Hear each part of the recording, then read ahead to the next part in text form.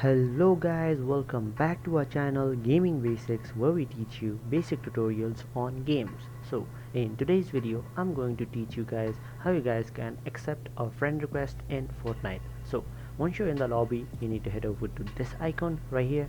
You need to click on it and you will come to the social tab. In the social tab, below this icon, you need to click on this plus kind of icon, and once you're in here you can see friend invites. So you need to click on it. I currently don't have an invite, but if you had one it will come up here, and after that you need to click on the player. It will come up like this. You need to click on the player, and just like one of these options, it will tell you to accept friend request. So come here, click on the player and click on accept friend request, and after that you will accept your friend request, and that friend will be in your social tab and you can invite them and play with them.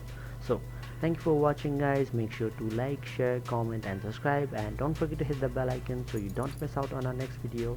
Also please let us know in the comment section what video you guys want us to cover next, and we will simply do so for you guys. So thank you for watching and see you guys soon.